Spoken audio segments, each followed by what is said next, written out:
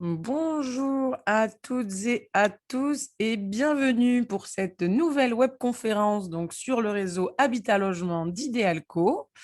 On se retrouve aujourd'hui pour un nouveau numéro des Jeudis de l'Habitat. Donc les Jeudis de l'Habitat sont co-organisés en partenariat avec l'ADCF et Espacité. Et donc aujourd'hui, c'est le troisième épisode qui suit un petit peu l'étude menée en 2020 par la DCF et l'Espacité sur les innovations des intercommunalités en matière d'habitat. Et donc sur cet épisode, on va se consacrer à une innovation bretonne, à savoir le Pinel breton. Et donc pour cette intervention aujourd'hui, on a le plaisir de recevoir 5 intervenants que vous allez voir affichés à l'écran juste après. Donc, Madame Ledeuf, directrice générale d'Espacité, et Madame Delpez, conseillère habitat à la DCF, introduiront ce webinaire. Et ensuite, donc, on passera le relais à nos amis bretons, à savoir Madame Buor et Monsieur Lermite, pardon, du club Habitat et décentralisation de Bretagne, et puis Monsieur Crublet, donc chargé de mission besoins en logement et PLH à la DREAL Bretagne. Voilà, juste avant de donner la parole aux participants, aux intervenants, pardon, je vous rappelle à vous, chers participants, que vous avez l'onglet questions-réponses, donc juste en bas des petites images sur Zoom, sur la barre de tâches en bas de votre écran, un onglet Q&R, questions-réponses. Donc vraiment, cet espace vous est dédié. N'hésitez pas à faire part de toutes vos questions à l'écrit. Et donc, j'en ferai part, moi, aux intervenants à la fin de leur intervention. Donc voilà, vraiment profitez de leur présence. Faites-nous sentir aussi que nous ne sommes pas seuls face à un ordinateur, mais qu'il y a bien des gens derrière et que vous êtes avec nous, que vous nous écoutez. Donc voilà, n'hésitez pas à poser toutes vos questions, faire part de vos remarques, de commentaires, etc. sur cet espace et j'en ferai part évidemment ensuite aux intervenants. Et évidemment, je vous rappelle aussi que donc le replay de cette webconférence et le support de présentation des intervenants seront disponibles sur le réseau Habitat Logement, donc exactement au même endroit où vous avez rejoint le direct, d'ici une petite semaine environ. Voilà, donc même pas besoin de prendre de notes, juste se concentrer et partager, échanger en direct avec les intervenants finalement. Voilà, je vous souhaite une bonne webconférence à toutes et tous. Et puis, Madame Delpech, je vous en prie. Le micro, Madame Delpech. Pardon. Non, il faut juste activer votre micro. Et Voilà, vous l'aviez défait tout à l'heure, il est remis. Oui, Très bien. tout à fait, c'est moi qui Très voulais bien. enlever, c'est vrai. Voilà, merci beaucoup Clémentine. Bonjour à tous, je suis ravie de vous retrouver toujours dans ces séances des jeudis de l'habitat. Effectivement, cette séance-là est un petit peu particulière. Elle s'inscrit, ainsi que la précédente d'ailleurs, dans le cadre d'une publication qui a été réalisée conjointement ADCF Espace Cité, où la volonté était de mettre en avant les actions remarquables, innovantes des collectivités locales dans le domaine de l'habitat. Avec ce travail, il s'agissait finalement de montrer la capacité des collectivités à adapter, ajuster des dispositifs nationaux qui, aujourd'hui, en particulier dans le domaine du logement, restent encore très verticalisés, hein, contrairement à d'autres domaines de l'action publique. On sait que le logement, l'habitat est caractérisé par un pilotage très, très central, très centralisé. On va voir que c'est particulièrement vrai dans le cadre du dispositif sur lequel on s'attarde aujourd'hui de l'investissement locatif. Or, ces politiques, ces dispositifs, parfois des injonctions d'ailleurs en matière d'habitat, hein, elles s'appliquent sur des situations locales qui sont bien évidemment diverses à l'intérieur du territoire national. Hem, ce travail s'inscrit aussi dans le cadre des réflexions que nous portons sur le projet de loi 3 puis 4D qui vise à redonner aux collectivités locales plus de moyens pour agir sur les politiques publiques et bien évidemment, on s'intéresse ici, à la question de l'habitat. Alors l'investissement locatif, ça fait très longtemps, que, le constat de ce dispositif, qui est, plutôt un dispositif d'accompagnement financier en quelque sorte, hein, de soutien à la promotion, est, jugé comme étant très, aveugle des réalités territoriales et c'est un peu dans cette, volonté de, d'améliorer la territorialisation de ce dispositif, nos intervenants nous le préciseront, que s'est mis, en place, cette expérimentation autour, du Pinel breton donc et que nous allons découvrir, aujourd'hui. On va voir que cette expérimentation, elle s'est déployée dans un cadre régional mais peut-être qu'on pourra se poser la question,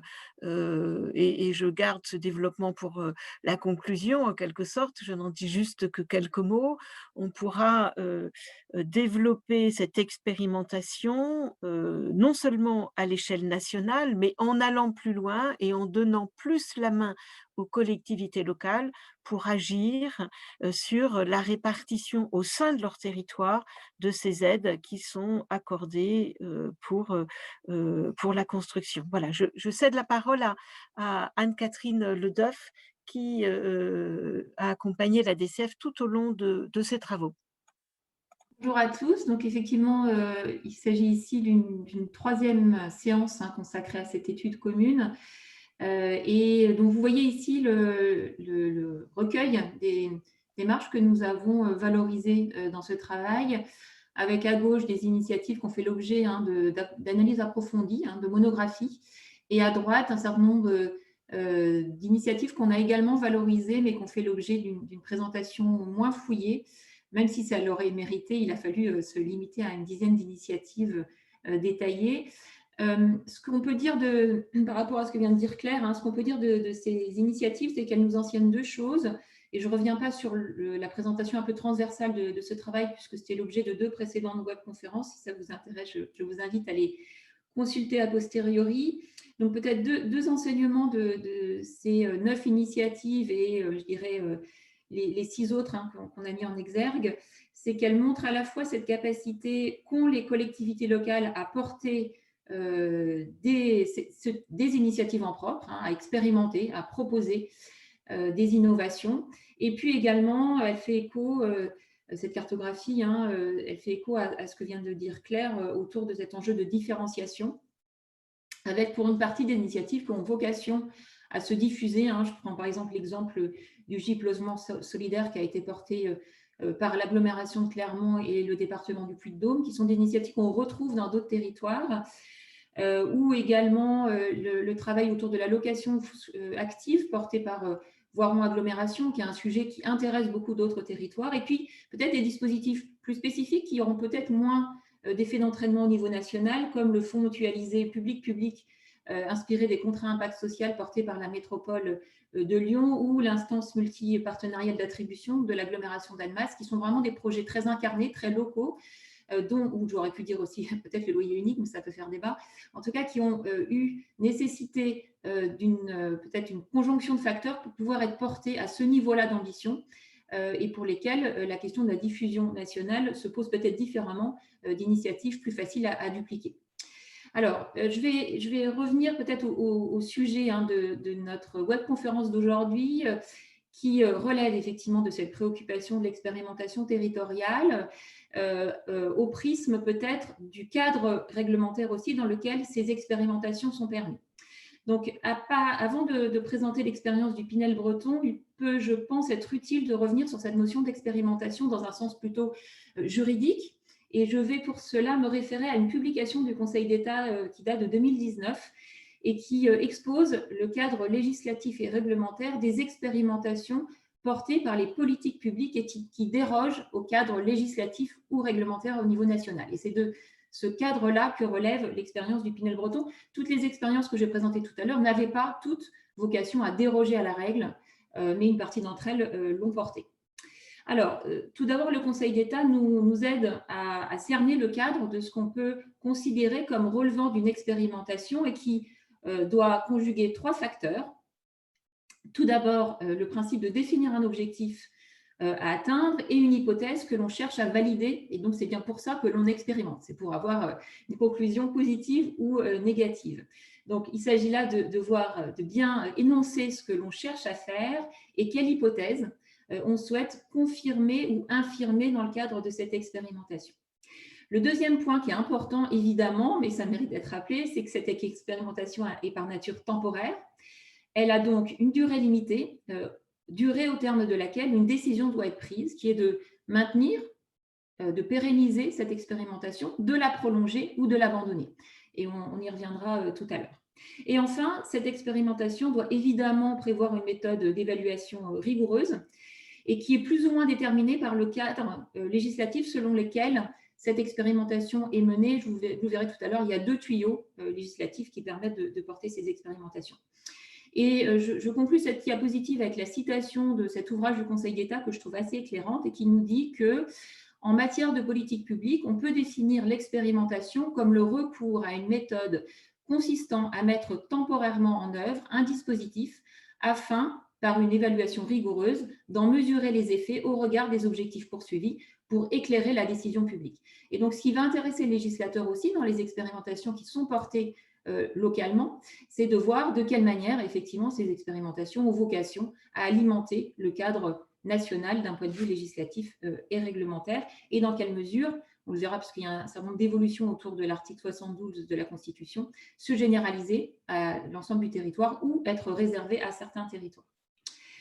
Donc, les expérimentations nous intéressent aujourd'hui, et notamment le cas du Pinel breton, parce que c'est une voie qui permet à la fois de tester un cadre qui fait exception au cadre national en termes législatifs et réglementaires, mais aussi, et c'est notamment les intentions qui sont exprimées autour de la loi 4D, parce que cette expérimentation permet d'ouvrir la voie à une différenciation territoriale qui, dans le cadre de la France, est un vrai enjeu, hein, puisque ça peut interagir avec le cadre d'égalité, hein, le principe d'égalité républicain. Ces expérimentations menées dans le but donc de tester une dérogation à la règle ou de tester une nouvelle règle est permise, donc je le disais, par 2 articles différents de la Constitution. On a d'un côté l'article 37-1 de la Constitution qui nous dit que la loi et le règlement peuvent comporter pour un objet et une durée limitée des dispositions à caractère expérimental. Ce qu'il faut retenir, c'est que cet article vise des dispositions larges qui relèvent de la compétence de l'État. Et on verra tout à l'heure qu'aujourd'hui, dans le domaine du logement, toutes les expérimentations qui ont été menées relèvent de l'article 37-1 de la Constitution, c'est-à-dire des compétences de l'État. Même si l'interaction avec les collectivités est importante, on fait référence aux compétences de l'État. Et puis de l'autre, on a l'article 72 alinéa 4 de la Constitution qui concerne plus directement les compétences des collectivités locales et qui permet à ces collectivités locales de déroger, là aussi à titre expérimental, aux dispositions législatives ou réglementaires qui régissent l'exercice de leurs propres compétences. Et c'est cet article 72 alinéa 4 qui fait l'objet aujourd'hui d'une évolution dans son mode d'exercice, et j'y reviendrai tout à l'heure. Voilà, donc vous retrouvez ici les différences entre ces 2 types d'expérimentation qui permettent encore une fois de déroger au cadre législatif ou réglementaire national. Cet article 37-1, dont les principes généraux sont de permettre d'expérimenter une dérogation au cadre législatif ou réglementaire qui relève des compétences de l'État et qui n'accorde donc pas de pouvoir normatif à la collectivité, c'est-à-dire que ce n'est pas la collectivité qui édicte la règle, et donc, dans le cas où la collectivité est impliquée dans cette expérimentation, les conditions de l'expérimentation sont fixées par la loi ou le règlement et non pas déterminées par la collectivité elle-même. Et puis, ce qui est important aussi de retenir dans la différence avec l'article 72, au-delà de cette notion de compétence qui est fondamentale, d'un côté l'État, de l'autre les collectivités locales, c'est la question des modalités pratiques, puisque l'article 37-1 est beaucoup plus souple dans l'exercice de cette expérimentation en termes de durée, en termes d'évaluation, qui effectivement ne sont pas forcément, en tout cas le cas de l'évaluation n'est pas forcément défini en amont dans la loi qui ouvre l'expérimentation, et la durée est plus souple que celle de l'article 72. J'en viens maintenant à l'article 72 alinéa 4, donc qui concerne en théorie plus directement les compétences des collectivités locales, même si évidemment elles ne sont pas exclues de l'article 37, notamment en termes de territoire d'expérimentation. Donc son principe, c'est de permettre à une collectivité d'expérimenter localement des normes nouvelles, encore une fois, dans le champ de ses compétences, donc des compétences qui leur sont accordées, et dans la perspective de leur éventuelle intégration dans la législation nationale autour de la pérennisation de cette expérimentation. Et donc, cette expérimentation-là, et c'est la différence avec l'article 37, elle accorde un pouvoir normatif dérogatoire à la collectivité dans le cadre d'une compétence qui lui est déjà attribuée. Voilà, en termes de modalités pratiques, je vous disais, c'est plus contraint, puisque le rapport d'évaluation est décrit au préalable dans la loi qui ouvre l'expérimentation. C'est une expérimentation au maximum de 5 ans qui peut être étendue au maximum 3 ans. Et le rapport, il y a un rapport au Parlement qui effectivement doit être présenté pour justifier la pérennisation, l'abandon ou la prolongation de l'expérimentation et qui est beaucoup plus normé que dans le cadre de l'article 37. Voilà. Alors, je le disais, dans le domaine du logement, on n'a pas aujourd'hui d'expérimentation qui relève de l'article 72. On a uniquement des expérimentations qui relèvent de l'article 37, c'est-à-dire du pouvoir normatif de l'État. Donc là, vous voyez, toujours dans ce même rapport du Conseil d'État, les expérimentations qui étaient menées dans le champ du logement en 2019 et qui relèvent toutes de l'article 37. Alors, on peut en citer quelques-uns, peut-être dans les plus connus. On a l'expérimentation autour du bail à réhabilitation. On a l'ordonnance loyer qui a été ouverte par la loi égalité et citoyenneté. Donc, l'exercice de la compétence loyer, c'est évidemment une compétence de l'État. Les dispositifs ouvrant l'encadrement des loyers, le loyer unique porté par Rennes Métropole, ou ce qu'on avait appelé en son temps la déclaration préalable à la mise en location, qui était l'ancêtre, si je puis dire, ou la mère du permis de louer, qui a été ensuite ouvert dans la loi Allure. Voilà. Donc, vous voyez, on a quelques expérimentations dans le domaine. Alors, à l'époque, il n'y avait pas évidemment l'expérimentation Pinel, puisqu'elle a été ouverte après 2019, mais elle relève, si je ne me trompe pas, bien toujours de ce même article 37. Donc, vous voyez qu'on a un nombre quand même assez limité d'expérimentations menées aujourd'hui dans le domaine du logement, et ce qui peut paraître étonnant, mais finalement, ça montre aussi que c'est ce que disait tout à l'heure Claire, hein, c'est-à-dire que la compétence logement étant quand même beaucoup une compétence d'État, c'est que finalement, toutes ces expérimentations relèvent de l'article 37, c'est-à-dire du pouvoir législatif et réglementaire, surtout réglementaire de l'État. Voilà. Alors, qu'est-ce qui bouge aujourd'hui? Donc, le cadre législatif fait l'objet d'évolutions aujourd'hui, à la fois dans le cadre de la loi organique en cours de modification qui va simplifier et rendre plus intéressant aussi l'article 72, qui était aussi une des raisons pour lesquelles il a été peu expérimenté. Et puis, la loi 4D qui effectivement a pour objectif d'ouvrir de nouvelles expérimentations ou de prolonger certaines expérimentations. Donc, deux mots d'abord sur la loi organique qui est en cours de modification et qui prévoit de simplifier cet article 72 alinéa 4 qui s'adresse donc aux compétences des collectivités locales et qui a pour objectif à la fois de simplifier la procédure d'entrée dans l'expérimentation avec des délais plus courts, d'assurer une évaluation, de prévoir un certain nombre de dispositifs relatifs à l'évaluation autour de cette expérimentation. Et puis surtout, c'est ça la nouveauté la plus intéressante, c'est de permettre des sorties d'expérimentation moins binaires qu'elles ne le sont aujourd'hui, au titre de l'article 72, qui n'est pas le cas de l'article 37, mais qui prévoit qu'à l'issue d'une expérimentation, cette expérimentation est soit généralisée à l'ensemble du territoire, soit est abandonnée, ce qui pose vraiment des problèmes par rapport à cette notion de différenciation territoriale qui est effectivement promue par la loi 4D. Et donc, l'objectif et cette évolution permet de pérenniser ces expérimentations uniquement sur certains territoires. Et donc, c'est là où c'est effectivement intéressant. Et ça permet de faire écho à cet enjeu de différenciation. Quelques mots enfin sur la loi 4D. L'enjeu, c'est évidemment, donc, en écho avec cette évolution de la loi organique, c'est de permettre de faire plus de sur-mesure dans les territoires et d'ouvrir ou de prolonger certaines expérimentations. Donc, avec, pour exemple, dans le bas de la diapositive, vous voyez dans le domaine du logement, le principe de prolonger l'expérimentation autour de l'encadrement des loyers. Et ce qu'on peut en retenir aujourd'hui, c'est que finalement, dans cette loi 4D, il y a assez peu de mesures logement réellement imbibé de cet enjeu de différenciation et d'expérimentation, puisque les autres dispositions de logement concernent la prolongation de la loi SRU, qui n'a rien à voir avec la différenciation, prévoit également de resserrer les conditions de mise en œuvre des CIA.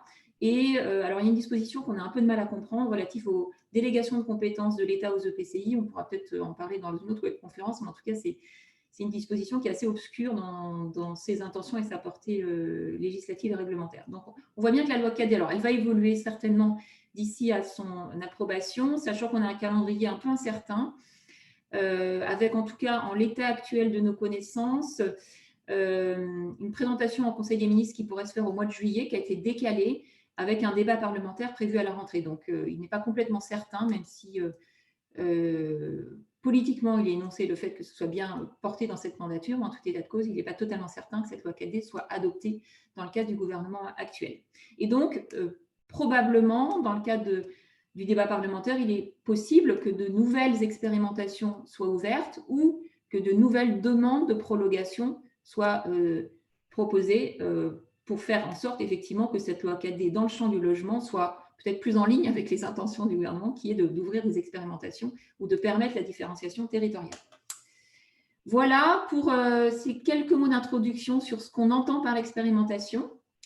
Je vais laisser donc la parole à notre équipe bretonne pour présenter le dispositif Pinel breton. Donc, je vous laisse. Normalement, je vais vous donner la main sur le PowerPoint. Non, c'est bon, c'est déjà le cas. Merci beaucoup, Madame Leneuf. Pardon, Monsieur Lhermitte, juste avant, puisque pas mal de personnes nous ont rejoints, je vous rappelle, chers participants, n'hésitez pas à utiliser l'onglet questions-réponses, QR juste en bas de votre écran, voilà, pour faire part de toutes vos questions, vos remarques, vos commentaires aux intervenants. Monsieur Lhermitte, je vous en prie. Merci. Bonjour à toutes et tous. On voit là un petit peu le cadre de l'intervention qu'on a préparé tous les trois ensemble pour la réunion de ce matin. Donc une très rapide présentation du contexte régional que je ferai au titre du Club Décentralisation et Habitat Bretagne, parce que l'expérimentation s'inscrit bien dans un contexte qui a toute son importance et on vient de le voir notamment évoqué à travers les diapos précédentes. On regardera ensemble ce cadre de l'expérimentation et la méthodologie, parce que je pense que c'est vraiment là le cœur du sujet de ce matin. Et pour arriver à évoquer tous les enjeux de l'évaluation en cours aujourd'hui, donc par Emmanuel Buor aussi au titre du club. Et puis j'ai oublié de citer Joël Crublet au titre de l'Adréal Bretagne, qui présentera le cadre de l'expérimentation. Donc voilà. Donc là, on peut passer effectivement sur la carte un petit peu de... Alors, vous me direz, le périmètre, il est un peu plus large que celui de la Bretagne, vous m'excuserez. Par contre, le ciel aujourd'hui, c'est exactement la même couleur que la mer. Donc, c'est très intéressant. Alors là, j'ai porté quelques éléments que vous connaissez, mais qui sont importants dans la suite des éléments qui vont constituer cette expérimentation. C'est en fait reprendre quelques spécificités qui sont propres à la région Bretagne, qui n'a pas été touchée, vous le savez bien, par rapport à la recomposition des régions. Donc, c'est aussi un facteur facilitant dans le fait de travailler ensemble. Cette culture de la cohésion sociale et territoriale avec un maillage de collectivités sur l'échelle du territoire où on a deux métropoles, mais on a aussi d'autres villes moyennes avec toute leur volonté de continuer à vivre et développer l'économie sur leur territoire. Et puis, cette forte mobilisation des collectivités en faveur du logement, alors sur l'ensemble du territoire, engagement financier important, un taux de couverture des PLH qui est 2 fois supérieur au PLH obligatoire et qui couvre plus de 90% du territoire régional. Et puis des exemples en termes de prévention des recours d'ALO qui sont vraiment intéressants sur notamment les métropoles, mais également des villes comme Lorient et d'autres encore. Donc ça, c'est un point important et voilà, et qui a amené justement à la création de ce qui s'appelle le Club Décentralisation et Habitat Bretagne. Donc, diapo suivante, je vais voilà, rappeler vite fait, parce qu'on va le retrouver comme acteur dans cette expérimentation du Pinel. Le club, en fait, fait suite au à la loi de 2004 là, sur le relative aux libertés et responsabilités locales, et notamment la mise en œuvre des délégations de compétences aide à la pierre. Ça avait eu un réel succès en Bretagne à l'époque, puisque la totalité de la région était recouverte par des délégations de compétences. Et donc, il y a eu cette volonté au sein des différentes collectivités de pouvoir se retrouver dans le cadre d'une association, une véritable association, 1901, qui a été créée en 2009 et qui permet justement de réunir et renforcer le partenariat, également les liens et compétences, mais entre autres, et c'était l'enjeu au départ, c'était aussi réfléchir collectivement sur les problématiques qui pouvaient être appréhendées au niveau du CRH et également porter haut et fort la vision partagée qu'on pouvait avoir sur les différents sujets. Donc aujourd'hui, le club reste dans sa composition quasiment initiale. C'est une volonté forte là, des élus de faire en sorte que ce soit une association à titre politique. Donc aujourd'hui, on a 20 membres, donc 14 délégataires des aides à la pierre. On vient d'avoir en fait une autre demande de délégation là, d'un département qui n'est plus délégataire, mais qui souhaite également participer à nos travaux. On a également 3 collectivités qui ne sont pas délégataires, mais qui ont été intéressées par des études qu'on a pu mener collectivement sur l'impact des lois Élan, LEC sur les territoires et voir quel était le tronc commun de ces lois et qu'est-ce qu'on pouvait faire ensemble. Idem sur un travail important qui a été mené sur le loyer abordable. Voilà, la région évidemment, l'ARO qui représente l'ensemble des organismes HLM et la Caisse des dépôts, Banque des territoires à l'échelle territoriale. Tout ça, c'est évidemment tant sur le parc public que le parc privé. On aborde les deux sujets. Et puis voilà, c'était juste histoire de montrer, mais depuis le 1er octobre 2020, on a changé de gouvernance suite aux élections. Et c'est Michael Chevalier, le vice-président de Dinan Agglomération, qui préside le club. Voilà, ça c'est. Alors là, on rentre déjà dans le vif du sujet, parce qu'en fait, vous voyez qu'en octobre 2016, on a adopté en CR2H une motion sur cette volonté d'expérimenter un dispositif Pinel breton. Quand je dis motion adoptée en CRH, c'est une motion élaborée et préparée par le club décentralisation, portée en CRH et validée par l'ensemble des acteurs du CRH. Donc ça montre un peu la qualité aussi des relations et des travaux qu'on mène avec les services de l'État à l'échelle régionale. Sur cette motion, il y avait une véritable volonté de maîtriser le dispositif et qui résultait d'un travail partenarial qui avait été engagé dès 2010. Donc, vous voyez les dates, 2009, création du club, 2010, on se lance dans un travail partenarial pour essayer, l'ambition, c'était de se dire du zonage robien qui ne collait pas à la réalité de la géographie et des caractéristiques des EPCI bretons, des communes bretonnes. On voulait passer du zonage robien à un zonage adapté à la réalité bretonne. Donc, je dirais, c'est déjà les prémices de ce qui va suivre. Et par exemple, voilà le résultat que ça a généré, c'est qu'on est passé de 203 communes qui pouvaient bénéficier d'un dispositif de défiscalisation en B1, B2 à 113 communes. Et le tout encadré dans des travaux menés par les instances du CRH. Donc là, on voit bien cette volonté de maîtriser le dispositif et de l'ouvrir également à des communes de catégorie C, parce que ça correspond à la réalité à l'échelle bretonne aussi de cette problématique et qui pose encore bien de soucis, mais autour de la définition de la tension, et que la tension, ce dont on est certain, ne s'appréhende pas à partir d'un zonage défini au niveau national, mais s'appréhende bien en fonction des réalités qu'on constate sur le terrain localement. Donc, ça a renforcé évidemment le rôle de chef de file des EPCI en tant que chef de file des politiques de l'habitat. Donc, c'était tout l'objet aussi de ces travaux, encore une fois encadrés par le CRH, mais qui, dès 2016, on aurait souhaité que ce soit des agréments en nombre de logements éligibles et que le tout, bien évidemment, était fait pour renforcer l'attractivité aussi des villes que j'évoquais tout à l'heure et qui ne se retrouvent pas aujourd'hui dans le classement, enfin les catégories définies à l'échelle nationale. Il va sans dire aussi que l'ensemble de ces travaux et de ce qui va suivre part d'un principe aussi de solidarité entre l'ensemble des EPCI. Et que là, on vous présente des diapositives très synthétiques, mais c'est la résultante de débats des fois vifs aussi, mais toujours des consensus sur ce que les uns peuvent apporter aux autres et réciproquement ce que les uns peuvent donner aux autres, et le tout dans une volonté de rayonner à l'échelle régionale.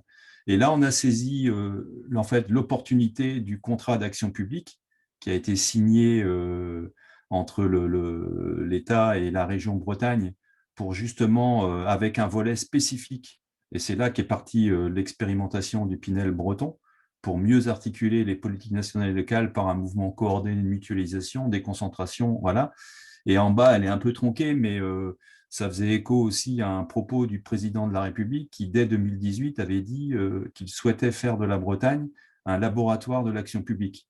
Alors, il ne faut pas être trop ambitieux et prétentieux sur le sujet. On évoquera sûrement lors des échanges aussi les avantages et inconvénients de tout cela, mais n'empêche que le terrain s'y prêtait et l'antériorité des travaux, la volonté de travailler ensemble et de raisonner à l'échelle régionale, nous a amené naturellement à être acteurs du dispositif d'expérimentation qui a été en place. Et là, je vais laisser Joël présenter le cadre précis de ce dispositif. Merci. Merci Gilles, vous m'entendez bien? Ouais. Donc bonjour à tous et à toutes aussi. Donc, pour prendre le relais de Gilles, donc, qui a bien brossé, en fait, c'est vrai que sur l'investissement locatif intermédiaire, ça fait longtemps que la Bretagne s'est penchée un peu sur ces questions-là et sur les questions de tension des marchés, notamment depuis l'exercice qu'on a mené au sein du CRH sur les agréments en B2 et après sur les agréments en C. Donc, on a déjà bien fait travailler le CRH sur ces questions-là. Donc là, l'expérimentation bretonne donc, est arrivée avec le premier pilier en fait, du contrat d'action publique pour la Bretagne, donc signé entre le Conseil régional et l'État en février 2019. Là, on est arrivé encore sur des temps d'échange CRHH. C'est un terme qui va revenir souvent, parce que c'est vrai que le CRHH en Bretagne fonctionne très bien et se réunit souvent sous différents formats, soit en bureau ou en atelier, là, notamment pour l'expérimentation bretonne.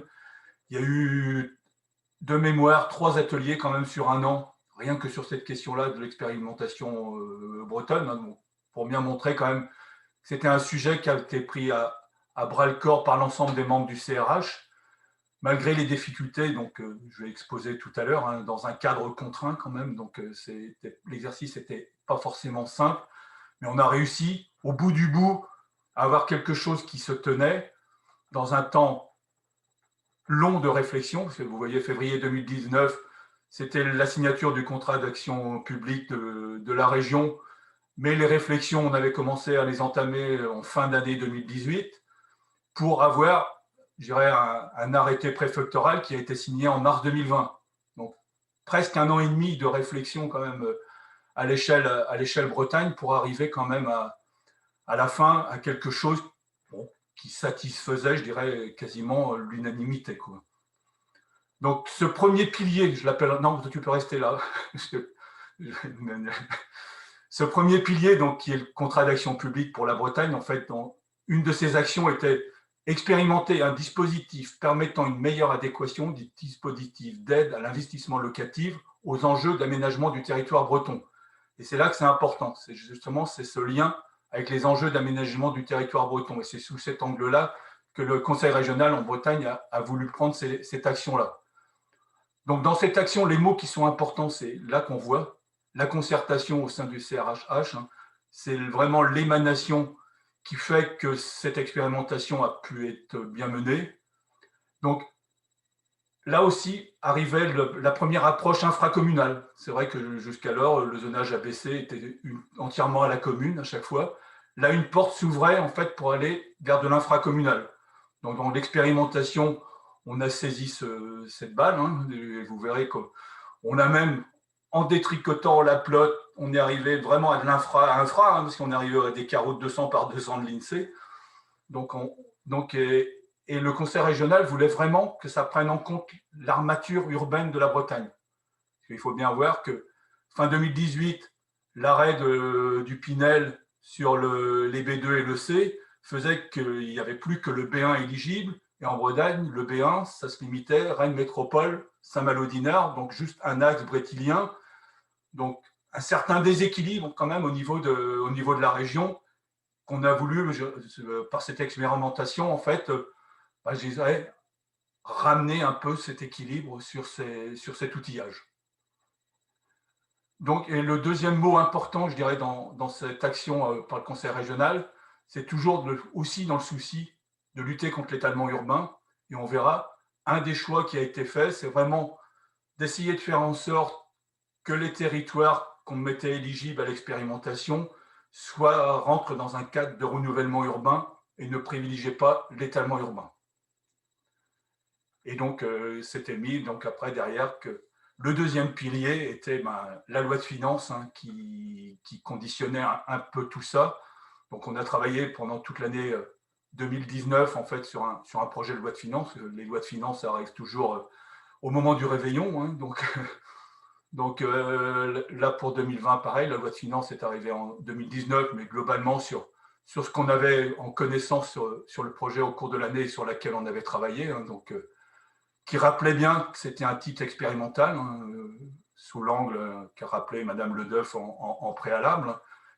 Là aussi, avec un délai court, 31 décembre 2021, quand je vous rappelle que la signature de l'arrêté préfectoral, mars 2020, pour une application au 1er avril 2020. Ça laisse un laps de temps quand même très court pour cette expérimentation-là, qui a aussi été un frein, ou en tout cas un cadre à l'expérimentation. Si on ne pouvait pas, je dirais, avoir une expérimentation et des indicateurs très larges si on voulait être assez efficace. Donc, on verra tout à l'heure qu'on a choisi des choses permettant de montrer qu'il allait y avoir des choses qui se font sur cette expérimentation dans ce laps court. Là, le projet de loi de finances, non, je suis toujours... C'est vrai que des fois, je peux traîner. Ce projet de loi de finances, donc, rappelait aussi, comme le contrat d'action publique, en fait, que la possibilité était offerte d'aller sur des parties de communes et que cette expérimentation devait donc avoir un avis du CRHH. Là encore, on retrouve l'importance du CRHH avec un arrêté signé par le préfet de région, avec un avis du CRHH, mais plus pour aller dans le sens aussi du contrat d'action publique, avec un avis aussi du président du conseil régional. Cet exercice-là demandait aussi en fait, que l'expérimentation travaille aussi sur les plafonds de loyer et les plafonds de ressources des locataires. Sur les plafonds de ressources, on a été au plus court. On s'est dit, on ne fait rien au tête de l'expérimentation, on garde les plafonds de ressources réglementaires.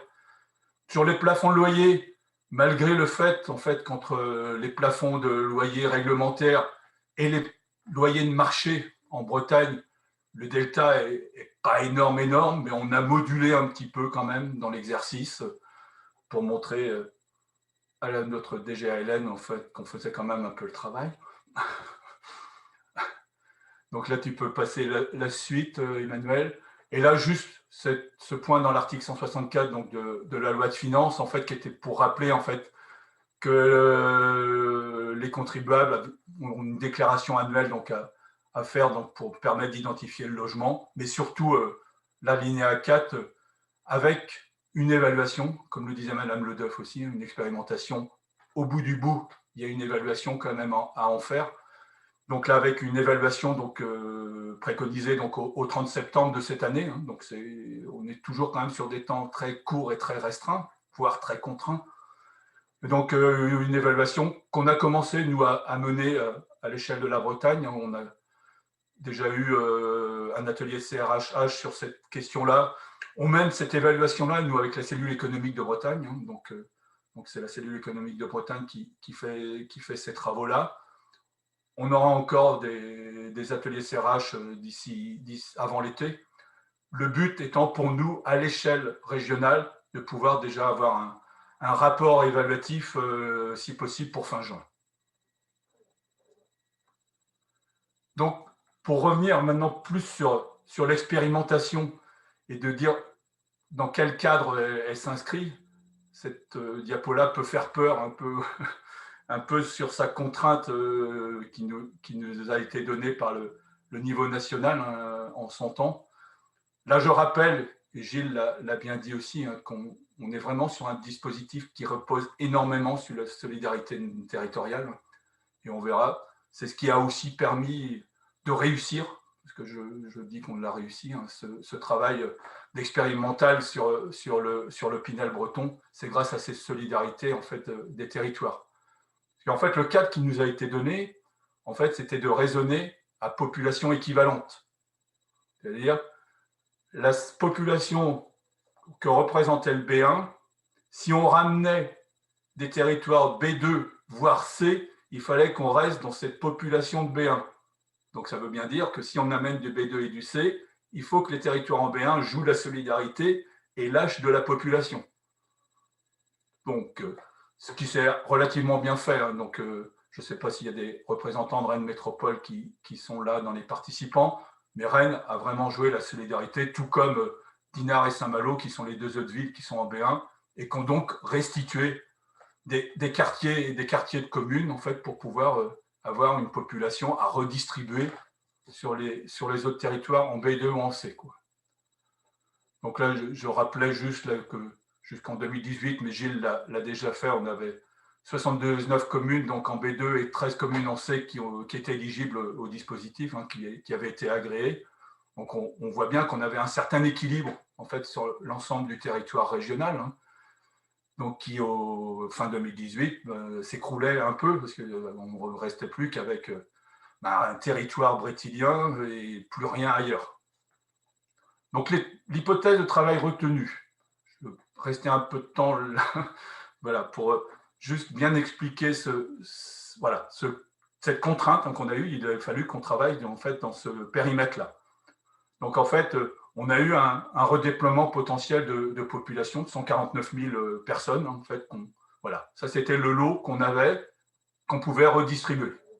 Et en fait, ces 149 000 personnes, pourquoi et comment ils arrivent là? En fait, on nous a dit, pour arriver à cette population redéployable, vous prenez, c'est vraiment arbitraire un peu quelque part, c'est vous prenez 10% de la population de Rennes Métropole, qui correspondait à un peu plus de 40 000 habitants. Normalement, la logique aurait été de prendre aussi que 10% de Saint-Malo et Dinard, mais vu que Saint-Malo et Dinard ont dit, nous, on va jouer le jeu comme si on était redéployés, donc on s'est dit, on prend la totalité dans un premier temps de la population de Saint-Malo et Dinard, donc 56 000. On a pris la totalité des îles bretonnes, parce que là, c'est une aberration du zonage ABC tel qu'il existe.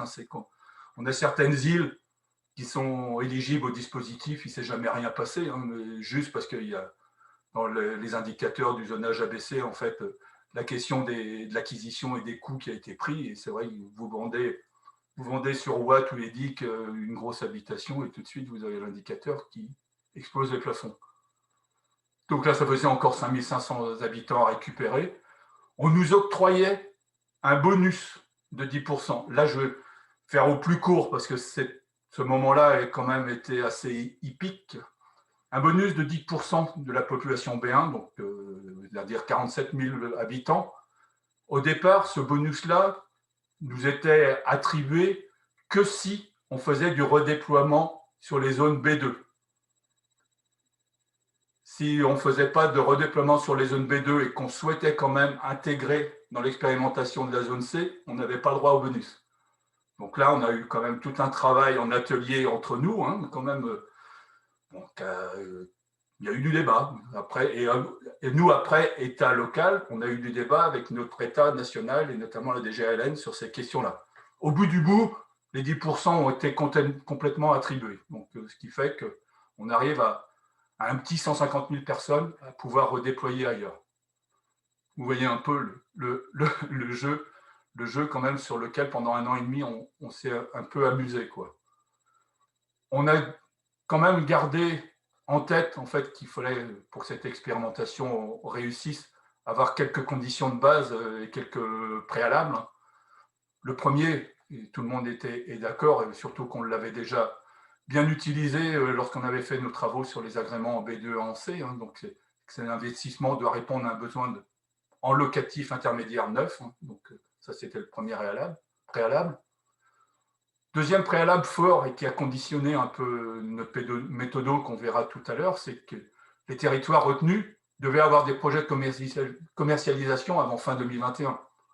Et on sait bien que les projets de nos promoteurs immobiliers sont des projets à forte inertie quand même. Et c'est pour ça que l'expérimentation de 2 ans avec des projets à forte inertie, quelque part, il y a quelque chose qui ne marche pas bien. Donc, on a essayé de faire en sorte que ça puisse marcher au mieux. Donc, et toujours, et ça aussi était un sujet de nos ateliers, d'avoir en tête aussi que les endroits où on allait mettre des territoires éligibles au Pinel, c'est que ça ne désorganise pas trop le marché immobilier, hein, tant sur les aspects de risque ou des effets d'éviction. Donc, on a regardé aussi ces éléments-là, ainsi que éviter aussi toute fragilisation de territoire, et notamment sur les questions d'accroissement de la vacance ou la dévitalisation des centres-villes. Et on a rappelé, même si c'est vrai que c'était dans le contrat d'action publique, mais bien rappelé en fait que le but, c'était aussi de ne pas favoriser l'étalement urbain et vraiment d'essayer de faire en sorte que ce travail-là, sur ce produit d'investisseur, se fasse en renouvellement urbain. La méthodologie, parce que c'est vrai qu'on pourrait faire longtemps, j'ai essayé d'être synthétique, vous verrez sur 2 diapos pour bien montrer en fait le cadre général, hein, de l'expérimentation, mais en essayant d'être le plus précis possible quand même. Donc, au tout départ, donc, nous, l'idée qu'on avait, c'était de faire un redéploiement en fait au quartier de commune, donc à l'IRIS de l'INSEE. Hein. On verra que j'appellerais ça le premier étage de la fusée, quoi. On a vu qu'après coup, on a amené un 2e étage à la fusée. Donc, dans un premier temps, on est parti à cette question à l'infracommunal, à l'IRIS. On s'est dit, on ne va pas, vu le temps qu'on a, 2 ans, on a fait tout ce travail d'indicateurs avant sur les exercices d'agrément en B2 et en C. On n'allait pas remettre, je dirais, toute une somme d'indicateurs pour essayer de trouver une clé de répartition. On part sur une clé de répartition uniquement calculée sur les ventes à investisseurs qui ont eu lieu en 2017 et en 2018 sur l'ensemble des territoires. Pourquoi 2017-2018 ?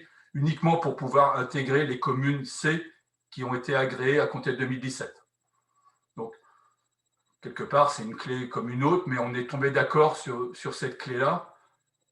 Je vous passe là aussi les soucis quand même pour avoir en termes quantitatifs, hein, les données de vente à investisseurs, hein, parce qu'on voit bien, et on n'arrête pas de le dire et de le tanner auprès de la DGFiP pour avoir les données, mais c'est compliqué toujours d'avoir des données en fait réelles et quantitatives en fait des produits à investisseurs. Hein. On a essayé de regarder avec la base d'enquête sur la commercialisation des logements neufs, ECLN. Là aussi, c'est compliqué, c'est de plus en plus compliqué d'avoir des éléments. Là aussi, heureusement, nos promoteurs immobiliers ont des observatoires dans bon nombre de régions, hein, dont un observatoire sur la Bretagne avec une base qui s'appelle L'Oréal. Hein, donc, c'est la base des promoteurs donc, qui permet de voir ce qui peut se faire en promotion immobilière et en promotion donc aidée sur cette partie-là, donc dans un observatoire. Donc, on est parti sur les données de cet observatoire-là, sur les années 2017-2018, ce qui nous a donné un nombre d'iris possiblement déployables sur un certain nombre de communes en B2 et sur une ou deux de mémoire en C, donc qui n'étaient qu'indicatifs au départ. Donc l'iris de l'INSEE n'est pas un iris à une population bien définie. Il peut y avoir des iris à 10 000 habitants, des iris à 2 000 habitants. Donc ensuite, le jeu était de faire en sorte que ce nombre d'iris-là était que théorique et pouvait être redéfini et réattribué dans chaque territoire à partir du moment où dans les territoires, ils arrivaient à montrer qu'ils pouvaient faire des choses sur des iris plus forts, mais en restituant en fait des iris moins forts. Donc en fait, c'était un travail après, je dirais, collectivité par collectivité, pour voir où se positionnait un petit peu leur production à venir sur les 2 ans et de pouvoir caler au mieux les iris qu'ils avaient besoin dans une population maximale théorique. J'espère que je me fais bien comprendre parce que ce n'est pas forcément toujours simple à expliquer. Ensuite, dans cette base, donc non, tu peux encore rester. Dans cette base, en fait, donc sur les iris théoriques, on s'est dit, on garde quand même, nous, à l'échelle de Réal, on s'est dit, on garde une réserve d'iris quand même, donc justement pour pouvoir éventuellement pouvoir redistribuer un petit peu d'iris sur des territoires qui pourraient avoir plus de besoins et des territoires où je dirais le calcul de la production en fait 2017-2018 avait peut-être été assez fort sur certains territoires sur ce délai-là, et il aurait peut-être fallu baisser un petit peu la possibilité à donner en fait à ces territoires-là. Donc il y avait un jeu d'équilibre en fait à trouver après coup, et on s'est dit on se garde une réserve pour faire ce jeu d'équilibre. Ensuite, donc sur cette répartition effective et théorique dans un premier temps, donc en fait on a fait à chaque EPCI, après avoir discuté sur 2 ou 3 ateliers, donc on s'est mis d'accord en fait, voilà, par territoire. Voilà le nombre d'iris théoriques que vous pouvez avoir. Charge à vous maintenant de voir avec vos communes de votre PCI, avec les promoteurs qui interviennent régulièrement sur vos territoires, et de vous mettre d'accord en fait, de cibler les territoires les plus pertinents sur vos agglos. En fait, essayer de voir les projets de commercialisation qui pouvaient y avoir et qui peuvent sortir avant fin 2021 et toujours dans l'esprit du renouvellement urbain, quoi. Voilà, ça c'était le premier étage, donc le premier étage de la fusée, hein, donc dans un premier temps, nous on s'était arrêté un petit peu à cette méthodologie-là, et au cours d'un atelier donc, auquel participait directement le président du conseil régional, hein, quand même, donc pour montrer quand même à quel point c'était regardé en fait cette expérimentation-là en Bretagne. Donc ils nous ont dit, c'est bien, donc votre exercice, mais votre exercice se cantonne en fait à regarder un petit peu les territoires qui sont déjà en B2, quoi. Donc, mais quid des territoires en C, quoi. Donc là, le conseil régional nous a dit, moi dans mon contrat, j'ai bien évoqué le terme d'armature urbaine de la Bretagne. Donc là est arrivé une liste en fait, du conseil régional d'une vingtaine de communes qui pouvaient éventuellement rentrer dans cette armature urbaine régionale et qui avaient candidaté justement sur les aspects de centralité en 2017. Donc, ça dit, questionnons aussi ces 20 communes bretonnes pour voir là aussi, en lien avec les promoteurs, si elles avaient en fait, je dirais, sous le coude des productions en fait qui pouvaient sortir. Donc là, on a aussi fait un recensement auprès des promoteurs en fait pour essayer de voir ce qui pouvait sortir dans le laps de temps qui nous était donné sur l'échelle de la Bretagne. Donc en sachant que de toute façon ces communes-là répondaient déjà, vu qu'elles étaient en centralité, en termes d'armature urbaine, donc vous avez concerné donc déjà par un dynamisme démographique et économique. Hein, donc là, on est arrivé voilà, donc à un certain nombre de communes. Hein, donc, mais là, on s'est dit, OK, mais ces communes-là, si on les ajoute maintenant, dans les iris qu'on a déjà donnés, il va falloir demander à ces iris-là de redonner de la population, parce qu'il faut toujours avoir en raisonnement en fait, qu'on est à population constante. Donc, pour redonner de la population à ces territoires en C qui intègrent l'expérimentation, là, c'est là l'idée d'aller encore plus fin à l'infracommunal, vu qu'on raisonnait toujours en population. Donc, on s'est dit, on va partir sur des carreaux de l'INSEE à 200 par 200, qui sont des carreaux restreints, avec une population donc restreinte. Donc, ce qui nous a permis, je dirais, en faisant la somme en fait, des possibilités de déploiement à l'iris plus au carreau, de rentrer dans nos 149 000 assez bien. Je ne vais pas dire au chausse-pied, parce que le chausse-pied, on l'a fait un petit peu quand même dans nos ateliers. Donc, les essayages de chaussures ont été faits à ces moments-là. Mais bon, on a réussi à trouver le chausse-pied qui allait pas trop mal. Et à la fin, on arrive à un exercice, voilà, complexe quand même. Je pense que, je ne sais pas si ça mènera des questions derrière. On voit bien donc l'expérimentation, on verra, ce sera peut-être dans les échanges qu'on aura après, l'expérimentation peut être intéressante s'il y a un peu de liberté qui est donnée en fait pour pouvoir l'utiliser.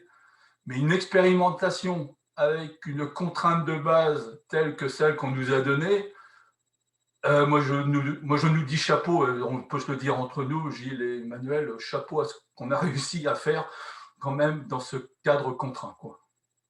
Donc voilà, je laisse la main, Emmanuel, si tu veux rebondir, et après, moi, je reste à disposition pour les éventuelles questions qu'on pourrait avoir, en espérant avoir été assez clair, parce que c'est vrai que essayer de faire retranscrire 1 an et demi de réflexion dans un si peu de temps, sans être trop technique, mais en montrant quand même un peu le... Voilà, j'ai essayé de faire l'exercice. Merci Joël, et tu l'as très très bien fait. Non, mais c'est vrai qu'au final, on s'était proposé avec Joël et Gilles d'essayer de reboucler un petit peu comme ça sur les enjeux de cette expérimentation. Vous l'avez compris, ça ne part pas d'hier, hein, ça part de très loin. Gilles l'a bien expliqué, il y a un contexte très particulier au sein de la Bretagne d'une réflexion croisée, État, délégataire et acteurs du logement depuis très longtemps, et qui a mené à cette expérimentation au final. Mais au bout du bout, nous, on se dit collectivement hein, que l'enjeu de l'évaluation qui est en cours hein, désormais, déjà, comme le dit Joël, hein, tout va très très vite. L'évaluation est déjà partie alors que l'expérimentation est en cours et qu'elle dure jusqu'au 31 décembre 2021. Donc, on est tous un petit peu inquiets d'une évaluation à mi-parcours par rapport à sa pérennisation éventuellement, par rapport à son renouvellement. On a cru comprendre quand même qu'il nous serait autorisé de compléter cette évaluation courant 2021 pour vraiment avoir quelque chose de complet. Parce que l'enjeu, il est bien là. Il est aussi d'avoir une véritable évaluation qualitative et pas strictement quantitative, parce que vous l'avez compris, on est quand même dans un objectif de pallier. Alors, moi, j'ai utilisé le terme d'obsolescence du zonage ABC, mais enfin, on en est tous quand même convaincus, me semble-t-il, qu'aujourd'hui, autant la Bretagne a fait ce travail qu'a décrit Gilles et qu'a rappelé aussi Joël dès 2009, d'actualisation justement de la tension en Bretagne, autant au niveau national, ça n'a jamais été fait. Et en réalité, comme vous l'avez vu, l'expérimentation repose sur cette solidarité qui veut que certains territoires en B1, n'ayant plus forcément besoin de la totalité de leur territoire classé en B1, restituent à des B2 qui, eux, ont des besoins et des C qui ont des besoins, ben, ce travail-là n'a jamais été fait au niveau national. Et évidemment, la solution de facilité à chaque fois, c'est de dire on supprime au B2 et au C le bénéfice des dispositifs existants avec le zonage ABC. C'est extrêmement facile, mais c'est aussi extrêmement inéquitable, totalement inéquitable. Donc, normalement, l'État est censé être garant de la cohésion sociale et territoriale, mais là, ce système-là aujourd'hui est caduc et il est totalement inéquitable d'un point de vue territorial. Donc, les critères de tension aujourd'hui sont iniques, puisque vous savez que ça repose essentiellement sur les prix de l'immobilier. Et comme l'a dit Joël à un moment donné, notamment en 2009, quand on a commencé l'analyse sur la tension du marché, nous, on s'était basé collectivement sur un indice composite de la tension qui prenait en compte, par exemple, les réalités d'évolution économique, l'évolution des ménages, des actifs, les réalités des besoins effectivement au logement intermédiaire, au regard de toutes ces évolutions socio-économiques des territoires, et puis aussi, très important, le rôle des politiques locales dans la régulation des prix du marché, qui fait qu'en Bretagne, on a des prix très modérés, très contraints, enfin pas très contraints, pardon, très contenus parce qu'on a des politiques locales d'habitat qui depuis longtemps permettent de contenir ces prix. Donc, la carte de tension nationale, enfin le zonage national ABC, lui, est complètement perverti par les prix immobiliers artificiels pour une grande partie des territoires. Et au final, aujourd'hui, tout le monde est d'accord pour le dire depuis des années, mais personne ne fait rien. Au final, le zonage ABC, aujourd'hui, fait que des territoires qui sont en B1 à l'échelle nationale ne sont absolument plus du tout tendus, ont un taux de vacances effroyable, mais ont toujours le droit de produire. Et à l'inverse, des territoires en B2 ou en C font l'objet de politiques locales d'habitat très, très vertueuses, ont de vrais besoins parce qu'on a une croissance de ménages, notamment d'actifs, ont des besoins locatifs intermédiaires et n'ont plus droit de produire, enfin ne sont plus soutenus en tout cas pour produire du locatif intermédiaire. Donc c'est quand même un vrai souci. Donc l'enjeu, il est bien là, hein. Il est bien sur la prise de conscience de cette obsolescence totale, hein, du zonage ABC au niveau national. Nous, on en est convaincus. Ensuite, l'enjeu aussi, c'est ce qu'on a appelé la démonstration de la fiabilité de l'engagement des territoires et de la pertinence de la gouvernance régionale partagée État-collectivité. C'était tout ce qu'on avait déjà mis dans la motion de 2016. C'est aussi ce qu'on avait produit à l'échelle nationale lors de la conférence du consensus. Alors pour la loi, je ne sais plus, hein, Anne-Catherine, l'ELEC, je crois, enfin, il y avait une conférence de consensus qui avait été mise en place par le Parlement. Et le Club Habitat et Décentralisation avait contribué pour décrire comment on pourrait aller plus loin dans la prise de responsabilité locale, et y compris avec l'organisation du CRHH, dans des délégations au territoire qui iraient plus loin. Et nous avions déjà à l'époque aussi intégré justement cette capacité à gérer à l'échelle régionale, mais en collectif entre tous les délégataires et l'État, à gérer des agréments de dispositifs défiscalisés pour répondre au mieux à la réalité des besoins des territoires, avec toujours ce travail en fond sur la tension que l'on maîtrise en région Bretagne, et puis cette capacité à tenir nos engagements. C'est une réalité bretonne, c'est sans doute évidemment une réalité ailleurs aussi, mais il faut le démontrer, il faut le redire en permanence, mais c'est très important pour l'échelle nationale de faire cette démonstration de cette capacité à tenir des engagements quand on a démontré qu'il y avait des besoins. Donc ça, c'est aussi un enjeu très important de l'évaluation en cours. Ensuite, la démonstration que l'on a pu faire, selon nous, hein, dans ce travail-là, c'est cette capacité à transcender ce qu'on appelle les clivages territoriaux, politiques ou de zonage. C'est complètement dépassé aujourd'hui de raisonner uniquement avec ce zonage ABC, comme on disait, je me répète, mais qui n'a jamais été actualisé à l'échelle nationale. Je fais juste un petit aparté. L'actualisation et l'évaluation du zonage ABC, mais une véritable évaluation qualitative et quantitative sur plein de critères, est prévue quand même dans les lois de finances depuis déjà au moins 4 ou 5 ans, il me semble. Il n'a jamais été réellement réalisé. Je referme la parenthèse. Mais cette capacité que nous avons eue à transcender nos éventuels clivages politiques ou territoriaux, vous l'avez vu, a réussi à produire ce scénario que nous appelons solidaire, qui est une alternative à la proposition de la DHUP, mais qui simplement est dans une véritable logique d'analyse des besoins territoriaux. Et c'est bien les fondements même du zonage ABC. Le zonage ABC veut qu'il caractérise des territoires qui ont effectivement des besoins en logement intermédiaire, en logement locatif neuf, intermédiaire, et qui sont caractérisés par une tension de l'ensemble de leur marché immobilier. Et on avait, Joël n'a pas eu le temps de le montrer, mais on avait fait quand même une petite analyse collective de différents indicateurs, comme l'évolution des ménages, là, dans le cadre de l'expérimentation bretonne, l'évolution des ménages dans les territoires, bien sûr la réalité de la commercialisation du logement neuf, etc., sur les années antérieures, mais aussi les taux de vacances. Et toute la région Bretagne, toutes les villes concernées avaient des taux de vacances inférieurs à la moyenne nationale. Juste une petite parenthèse, si vous regardez l'analyse de l'INSEE sur la vacance de 2018, analyse nationale, vous avez une carte extrêmement révélatrice sur l'ensemble de la France entière qui montre que beaucoup de territoires classés en B1 aujourd'hui ont un taux de vacances supérieur à 10%, ce qui est énorme. Et juste pour un titre indicatif, l'INSEE national considère qu'un territoire est tendu quand il a un taux de vacances inférieur à 6,7%. Eh bien, en Bretagne, nous avons des territoires qui ont des taux de vacances à 6,3%. Voilà. Donc, c'est juste pour vraiment bien conforter à la fois ce que Gilles et ce que Joël avait dit sur la réalité des besoins dans ce territoire et la capacité que nous avons toujours eue à analyser cette réalité de tension et cette réalité de besoin. C'est essentiel.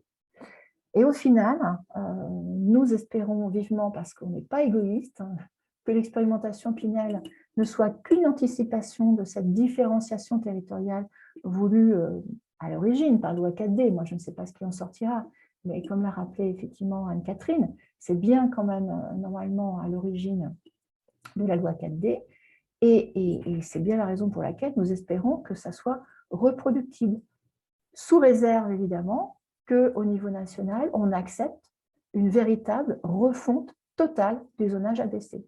Sinon, ça ne sera jamais reproductible. Voilà ce que nous souhaitions vous passer comme message et comme vécu de cette expérimentation Pinel en Bretagne. Merci de votre attention. Un grand merci à vous, à tous les 5 pour votre intervention. Monsieur Lermine, je vois que vous levez la main, donc peut-être vous laissez la parole avant de passer aux questions-réponses. Oui, c'était juste pour reboucler sur tout ce qu'on vient de dire. Là, on a présenté volontairement dans le détail la méthodologie et tous les aspects techniques aussi, je dirais, de la démarche. Mais il faut bien garder en mémoire, et c'est pour ça que je l'ai cité au départ, tout le volet politique qui est porté par la région et le club décentralisation et habitat. Parce que imaginez, alors il y avait une question d'ailleurs qui était là-dessus, moi si je me permets de répondre, c'est de dire que l'échelle régionale me paraît plus pertinente que Alors, l'échelle… pour que tout le monde ait bien connaissance de la question, monsieur Lermine, je vais la poser oralement. C'était une question de monsieur donc, Ludovic Desromes de la communauté d'agglomération du Cotentin qui vous demandait quelle était l'échelle la plus pertinente pour engager une expérimentation Pinel, région, interco, département. Voilà, donc après, éventuellement, on pourra en débattre, mais ce qu'on vient de faire là en termes de démonstration, c'est qu'à partir du moment où on veut raisonner, nous, à l'échelle régionale, il va de fait que c'est à cette échelle qu'on doit ensemble essayer de voir comment on peut répartir, suivant les contraintes qui nous étaient imposées, mais comment on peut gérer cet aspect de défiscalisation. Mais là où je voulais insister, c'est imaginer la pression politique locale portée sur les vice-présidents des EPCI qui, en période préélectorale, puisque c'était le cas qu'on situait, vont aller expliquer à une commune de leur territoire classée en B2 qu'on ne va pas être éligible au Pinel, alors qu'on a une commune C dans un autre département ou à proximité qui va l'être. C'est là que je tiens à signaler toute l'importance de la solidarité politique à l'échelle régionale entre l'ensemble des acteurs. Voilà, c'était ça, juste ce volet-là, quoi. Vous faites bien, monsieur Lermite, merci beaucoup. Nouvelle question de monsieur Desromes. Alors, donc là, on rentre vraiment dans la phase de questions-réponses. N'hésitez pas à envoyer donc, toutes vos questions suite à ces interventions. Donc, monsieur Desromes du Cotentin, toujours, sur l'obsolescence des zonages dont vous parliez à la fin. Quelle est la position du ministère à ce sujet? La communauté d'agglomération du Cotentin a interpellé le ministère à ce sujet, mais sans réponse à ce jour. Notre commune centre fait face à une forte demande de logement, mais n'est plus éligible, commune B2. Je serais tentée de dire que la réponse est dans la question. Oui. Pas de réponse. Voilà. Peut-être qu'on peut compléter, si vous permettez, Clémentine, cette question en direction de Gilles et de Joël, en l'élargissant d'une certaine façon, parce que de ce que l'on comprend de la façon dont a été mis en place cette expérimentation sur le Pinel breton, elle est organisée à l'échelle régionale en raisonnant collectivité par collectivité. Mais elle ne donne pas la possibilité au sein des collectivités d'organiser elles-mêmes finalement là où elles souhaiteraient ou pourraient mettre en place du Pinel et là où au contraire elles considèrent qu'il n'y a pas lieu d'en faire. Or le sujet, il est tout autant d'ajuster ce dispositif au sein de grands territoires régionaux, mais aussi au sein des intercommunalités. beaucoup d'intercommunalités, suite aux réformes de 2017, MAPTAM, etc., sont devenues des intercos urbano-rurales, dans lesquelles finalement, d'un bout à l'autre du territoire, l'attention telle que l'a excellemment bien expliqué Emmanuel est peut-être très très différente. Donc, est-ce qu'il ne serait pas finalement intéressant de dire cette expérimentation, elle a eu le mérite, en dépit de sa complexité, que Joël Crublet a bien présenté, de montrer qu'on pouvait faire autrement. Et d'ailleurs, il y a une question que vous avez peut-être, qui mériterait d'être éclairée davantage, qui est la relation avec les promoteurs, comment est-ce qu'ils ont réagi, etc., parce que ils font quand même partie de cette histoire. Donc, en tout cas, c'est possible de développer des politiques partenariales, en particulier avec les promoteurs, pour réorganiser autrement cet avantage fiscal auquel ils semblent être attachés et sans lequel ils ont l'air d'être incapables de proposer du logement. Est-ce qu'on ne pourrait pas imaginer finalement en partant de la délégation des aides à la pierre, qui est un dispositif qui est peut-être le seul dispositif qui reconnaît finalement aux intercommunalités la capacité à disposer de leur propre politique, notamment sur l'habitat social, de bénéficier d'une sorte de quota, ainsi que la DCF, mais d'autres l'avaient déjà explicité dans de nombreuses propositions ou à de nombreuses occasions en matière d'investissement locatif, et finalement de transformer ça en forme d'agrément pour bénéficier de cette possibilité de financement complémentaire.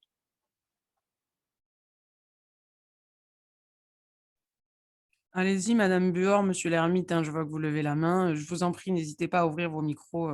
Oui, ben c'est complètement en accord, évidemment, avec Claire. C'est aussi ce que les légataires de Bretagne avaient proposé dans leur motion de 2016, c'était ça. Excuse-moi, Gilles, c'est ce que tu voulais dire, j'imagine. Oui, c'est ça, c'est ça. Voilà. Ouais. Et puis, c'est ce qu'on avait porté aussi à la conférence du consensus avec notre présidente à l'époque du club, qui était Marie-Christine Détrat, qui était allée au Sénat porter ces propositions-là. Après, je voulais revenir sur l'expérimentation, ce que tu disais, Claire, au départ, le fait que les collectivités n'aient pas eu totalement la capacité à définir au sein de leur territoire les territoires, les sous-territoires les plus pertinents en termes de production neuve, de soutien à la production de logements locatifs intermédiaires. La seule raison pour laquelle on n'a pas pu faire ce travail complètement, c'est qu'on n'en avait pas les moyens, dans le sens où on n'avait pas assez d'équivalents d'agrément, parce qu'ils nous ont mis des équivalents de population. Mais que ce soit très clair, juste un exemple, sur la métropole brestoise, alors que l'ensemble de la métropole, 215 000 habitants, bénéficiaient du zonage B2 jusqu'à maintenant et produisaient jusqu'en 2018 à peu près entre 350 et 500 logements locatifs neufs collectifs chaque année. Le fait de passer avec l'expérimentation Pinel ne représente que 17% de notre territoire. 17%. Donc, il a fallu faire des choix drastiques et donc totalement inéquitables entre les programmes qui existaient, tous validés, tous PC obtenus, pour réussir à soutenir la production neuve en adéquation avec les besoins, parce qu'on a un territoire extrêmement tendu avec un taux de vacances aujourd'hui à 6%, où tout est complètement contraint. Mais on n'a pas pu faire cet exercice à fond, uniquement parce que contraint par le niveau national, en termes de volume global, c'est ce qu'a expliqué Joël. Mais oui, évidemment, si à l'échelle régionale, avec une régulation par le CRHH, on avait cette capacité de gérer les agréments dans les délégations, toutes les collectivités de Bretagne seraient en capacité d'argumenter et de défendre la réalité de leurs besoins et donc d'avoir les agréments à la hauteur de ces besoins derrière. Pour ce qui est des relations avec les promoteurs, là aussi, on a toujours eu d'excellentes relations avec les promoteurs depuis très longtemps. Et c'est vrai que pour aller au bout du bout, tout le monde est convaincu aujourd'hui en Bretagne que la meilleure des solutions, c'est qu'il n'y ait plus du tout de Pinel nulle part, parce que c'est la réalité du marché qui fonctionnerait, mais en France entière. Hein. Et j'ai beaucoup de connaissances et d'amis divers et variés professionnels qui en sont convaincus aussi. S'il n'y avait aucun système de soutien à la défiscalisation, c'est encore ce qui est le plus juste pour tout le monde, c'est la réalité du marché qui prime. Donc là où il y a des besoins, et les promoteurs savent très bien où il y a des besoins, là où il y a des besoins, ils viennent construire. Voilà, c'est tout. Donc, je trouve que ce n'est même pas provocateur, c'est juste réaliste et pragmatique. Et enfin, oui, voilà, c'était ça. Dans l'idéal, je m'étais mis pas de Pinel nulle part. Parce que c'est complètement aujourd'hui pernicieux. On voit bien que ça oriente et ça désoriente le marché à l'échelle nationale. Voilà, c'est pas du tout à la hauteur des enjeux de nos politiques locales de l'habitat. La réalité, c'est que là où il y a des besoins, il faudrait qu'on puisse construire, tout simplement. Peut-être une double réaction à ce que vous venez de dire, Emmanuel. Alors, de deux registres différents, peut-être d'abord un peu politique. C'est-à-dire qu'on voit bien que l'expérimentation que vous avez menée autour du Pinel est complètement dans l'esprit, en théorie, de la loi 4D. On expérimente, on différencie, on voit de quelle mesure la collectivité locale est en capacité ou pas de faire mieux ou plus performant ou plus territorialisé que l'État. Et je ne m'explique pas, alors vous dites que vous n'avez pas de réponse, on voit que vos collègues, alors c'est sur la question du zonage qui n'est pas forcément exactement, qui recouvre exactement cette question, mais aujourd'hui, au niveau central, quel est le niveau de dialogue que vous avez avec l'État? Je veux dire, je suis étonnée que l'État ne vienne pas d'ores et déjà observer de près ce qui se passe, vous interpelle sur le rapport d'évaluation. Enfin, ça, c'est ma première question qui est un peu politique. Et d'ailleurs, liée à ça, je ne suis pas sûre d'avoir bien compris ce que vous allez demander dans le cadre de ce rapport d'évaluation. Est-ce que c'est la pérennisation ou la prolongation de l'expérimentation? Et puis, deuxième question qui est plus opérationnelle en lien avec ce que disait Claire sur la négociation avec les promoteurs. Aujourd'hui, la négociation que vous avez eue, si j'ai bien compris, c'est le dialogue peut-être avec eux sur est-ce que vous allez être ou pas dans ce fameux zonage. Est-ce que ça vous a permis d'avoir des négociations aussi, qui pourraient être un peu l'écho de ce que permettraient des agréments, sur les caractéristiques des opérations, la qualité des programmes? Enfin, est-ce que ça vous a donné plus de poids dans le dialogue avec les bailleurs sur les caractéristiques de ces opérations qui parfois peuvent être un peu, voilà, par rapport au rôle qui est le vote sur des agréments dans le domaine du logement social, voilà, il y a un système quand même un peu parallèle, peut-être sur lequel vous avez moins de prise. Voilà mes deux questions.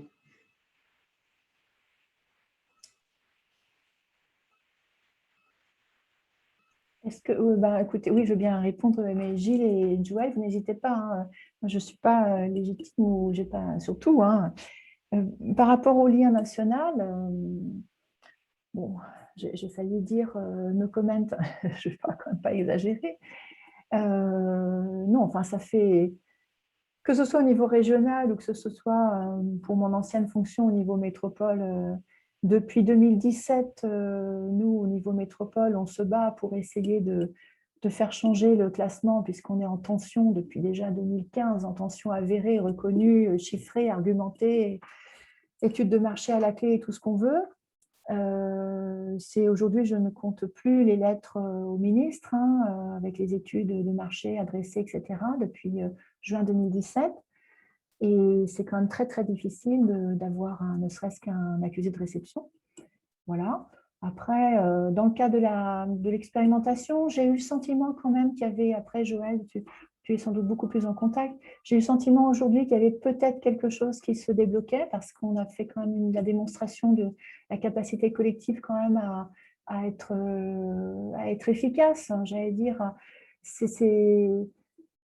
Et puis ça repose quand même sur des réalités de besoins de territoire. Derrière, il y a des ménages qui n'arrivent plus à trouver des logements. Enfin, il faut quand même être conscient des difficultés. J'ai le sentiment, enfin, je ne sais pas, moi j'ai un tempérament assez optimiste, donc j'ai le sentiment qu'il y a des choses qui bougent.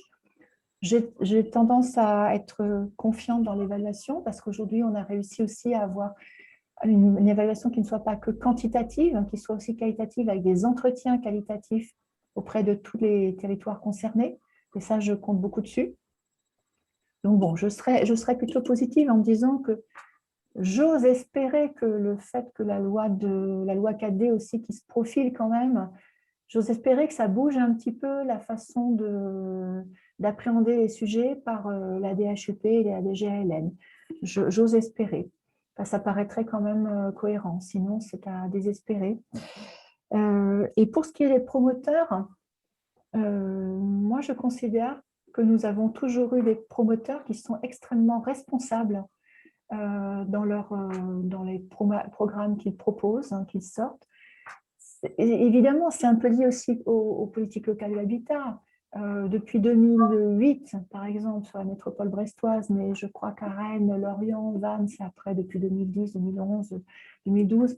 Et nous, depuis 2008, par exemple, on a une stratégie des coûts abordables qui a été négociée avec les promoteurs en 2007, avec des prix maîtrisés et avec le fait qu'ils soient obligés de produire 25% de logements à coût abordable, c'est-à-dire quand même, je donne juste la référence, 2 000 € hors taxe de prix de vente, 25% de logements à coût abordable dans tous les programmes collectifs neufs. Voilà, ils savent bien ce que sont les réalités de nos marchés locaux, ils s'adaptent, ils jouent le jeu, ils ont toujours joué le jeu. Donc, on n'a pas eu besoin de leur demander des choses complémentaires. Ils produisent à 90%, par exemple, dans la métropole brestoise, en zone U et même en zone UC, c'est-à-dire la zone la plus dense, la plus centrale de l'agglomération. Et c'est vrai dans d'autres agglomérations, évidemment bretonnes. Il n'y a pas d'enjeu de ce point de vue-là. En Bretagne, on a des promoteurs sérieux, responsables et qui savent quelles sont les réalités des marchés, des besoins et qui produisent de bons programmes bien placés et qui répondent aux besoins, me semble-t-il. Voilà. Si je peux compléter sur les liens avec l'administration centrale. Donc c'est vrai que pas toujours été simple, hein, ces liens, je ne devrais pas dire ça en tant qu'agent de l'État. Pas toujours été simple les premiers échanges qu'on a pu avoir, mais comme tu le dis, Emmanuel, j'ai ce ressenti-là et on le sent de plus en plus. Je pense que la DHUP a vu quand même qu'à l'échelle bretonne, je pense quand même qu'il y a des réflexions et des choses qui se font qui ne sont pas délirantes et qui sont quand même dans la logique des choses et dans une connaissance territoriale. Je pense qu'on nous reconnaît ça au moins maintenant. Je vois bien, donc la DHUP arrive là maintenant sur l'évaluation. La DHUP est présente à nos ateliers là, sur l'évaluation avec un regard certainement différent d'il y a un an, quoi. À mon avis, j'ai l'impression que ça a évolué à ce niveau-là. Je pense que déjà ça, on a réussi à démontrer à l'échelle régionale, entre tous les membres, nous, qu'on arrivait quand même à sortir quelque chose et qu'on n'est pas plus stupide que d'autres. On sait quand même faire la part des choses et de faire des analyses en connaissant notre territoire, hein, réciproque. Et je pense que ça, ce palier-là a l'air de changer. Donc ça, là aussi, c'est peut-être, comme toi Emmanuel, c'est peut-être mon côté positif aussi. Hein, j'aime bien positiver les choses. Et le lien qu'on a avec les promoteurs, c'est pas de cette expérimentation-là que c'est arrivé. On avait déjà tout ce travail-là avec eux déjà auparavant, en fait, sur toutes les questions qu'on a pu avoir au moment où on a retravaillé le zonage, au moment où on a fait les agréments. Donc, je dirais, les présidents de FPI ont changé à l'échelle régionale, mais il y a toujours eu quand même ce lien-là. Ils sont présents au CRH de façon régulière. Je pense qu'ils ont une connaissance aussi, et c'est vrai qu'ils s'appuient fortement en fait, sur ce produit-là. C'est vrai que des fois, on pourrait se dire, chercher peut-être d'autres produits, c'est peut-être pas que celui-là quand même. Mais quelque part, ils sont pas non plus dans la surenchère, ils connaissent aussi leur territoire et ils sont sur des produits et des programmes, à mon avis, cohérents lorsqu'on regarde à l'échelle d'une région. Peut-être, pour mettre un peu les pieds dans le plat, pardon Gilles, J'allais apporter un témoignage différent, moi. Voilà, peut-être qu'on peut mettre un peu les pieds dans le plat, mais quand on regarde quelles sont les perspectives de survie, on va dire, hein, du dispositif d'investissement locatif, qui est quand même très ancien et qui a subi une érosion continue de ses avantages entre les premiers Robiens et le Pinel aujourd'hui. Est-ce que finalement, on ne va pas vers une disparition pure et simple de ce dispositif? Ça me permet de rebondir, Madame Delpech, d'une remarque de Madame Été sur le chat de la communauté urbaine d'Arras, et après je poserai la question qu'elle pose, puisqu'elle pose 4 questions. Madame Été nous dit, c'est bien l'idée de l'État que de faire disparaître le Pinel d'ici à 2024 en réduisant peu à peu le pourcentage de défiscalisation des investisseurs. On voit également bien que le zonage administratif du logement sont déconnectés des réalités territoriales. Et Monsieur l'ermite, je vous en prie. Non, je voulais juste, c'est un peu mon rôle, hein, mais je parle en mon nom. On a un drapeau blanc et noir. Moi, je voulais un peu faire référence à la couleur noire parce que je partage moins, et je voudrais le partager, l'optimisme d'Emmanuel et Joël. Mais pas plus tard qu'hier, je caricaturais un peu, c'est ma façon de présenter les choses, mais je disais que quelque part, on était l'orchestre du Titanic, quoi, parce que sur beaucoup de sujets, et bien beaucoup plus nombreux que là, on parle du Pinel. Je peux mettre la problématique de la rénovation énergétique des bâtiments privés. Je peux prendre le FNAVDL, je peux prendre le plan de relance. Nombreux sur les sujets sur lesquels on s'est manifesté auprès de l'État national avec des éléments quantitatifs, objectivés, enfin partagés avec les services de l'État à l'échelle régionale. Un préfet qui monte au créneau, et en fait, au final, on voit qu'on continue à dérouler les politiques comme ça doit se dérouler. Et on reste motivé parce qu'on veut croire en ce projet de loi 4D, mais franchement, je n'ai pas le sentiment qu'on est bien parti, quoi. Enfin, alors là, je ne veux pas engager politiquement le club à dire ça, mais je le pense quand même du fond du cœur, que on s'exprime beaucoup. On avait demandé la prolongation de l'expérimentation, ne serait-ce que quand vous voyez les délais qui ont été présentés. On démarre en mars 2020. Rappelez-vous, mars 2020, l'année dernière, ce qui est arrivé au niveau national, hein, et mondial.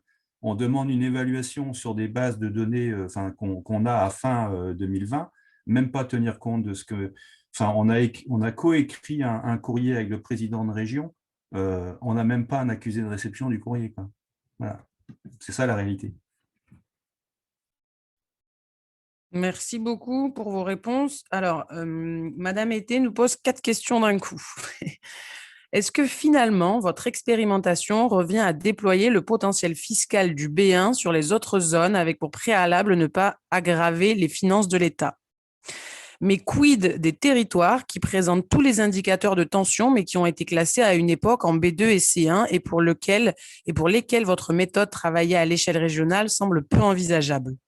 Comment une expérimentation peut-elle s'étendre à l'échelle d'une EPCI? Et croyez-vous vraiment que le projet de loi 4D ouvrira une fenêtre de différenciation sur les questions de zonage administratif du logement? Donc, Madame Été de la communauté urbaine d'Arras.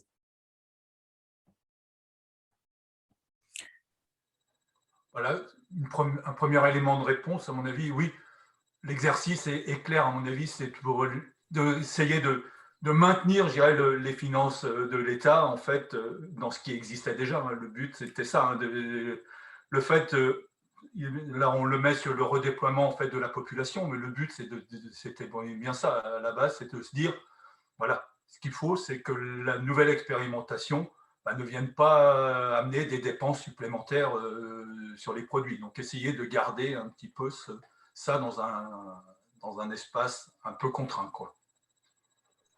Ah oui, c'est ça, c'est ce que dit Joël. Vous avez vu qu'à l'origine, la commande était déjà précontrainte. Le cadre était précontraint. Le cadre était celui-là. Donc, évidemment, on n'était pas complètement, et on n'est pas aujourd'hui, complètement en mesure de satisfaire tous les territoires B2. Et même au sein des agglos B2 qui ont été acceptés dans l'expérimentation, il y a plein de programmes qui ont eu beaucoup de difficultés parce qu'ils n'étaient pas concernés par le petit iris auquel on avait droit. Enfin bref, donc ce n'est pas complètement satisfaisant. J'ai pris la parole juste pour préciser une chose. Dans les rares bilans, je n'appelle pas ça des évaluations, mais dans les quelques bilans quantitatifs qui ont été faits des systèmes de défiscalisation par le niveau central, il est toujours dit que les systèmes de défiscalisation coûtent de l'argent à l'État. J'aimerais préciser que c'est faux. Hein, on sait très bien que ce n'est pas vrai. Il faut arrêter. C'est totalement faux. Et l'UNAM et les FPI, et plusieurs FPI, l'UNAM a régulièrement démontré que c'était faux, en rapportant toutes les taxes, en ramenant toutes les taxes, en ramenant l'emploi, en ramenant toutes les taxes sur l'emploi. Il a été calculé, notamment en Bretagne, qu'un T3 vendu en Pinel rapporte 30 000 € à l'État. Voilà, donc je tiens à le préciser. Merci beaucoup pour ces précisions, Madame Bueur. Nous n'avons plus de questions sur le chat pour l'instant. Je ne sais pas si vous avez entre vous peut-être de nouvelles questions ou bien un mot de la fin si vous n'avez plus de questions.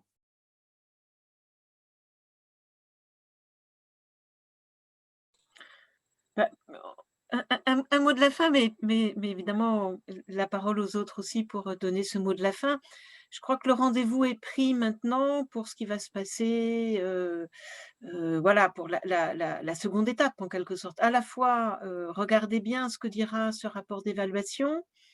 Il y a vraisemblablement un travail à conduire, sur cette question, d'abord d'être plus lisible au niveau national sur, le Pinel, ça coûte pas, et si ça coûte, combien ça coûte? Enfin voilà, il y a quand même un enjeu de transparence au niveau national évident sur cette question-là. Il y a sans doute, un travail à faire en relation avec les promoteurs, pour que progressivement on arrive à trouver des équilibres, économiques qui soient un peu différents de celui dans lequel ils s'inscrivent aujourd'hui. Il y a de la même façon aussi un travail à faire, je pense avec les territoires, dans la perspective par ailleurs de la mise en place, de la réduction de la consommation de foncier et de la ZAN, de l'artificialisation nette, pour, réfléchir à, d'autres formules, du développement territorial. Donc, voilà, beaucoup je dis de l'habitat en perspective sans doute.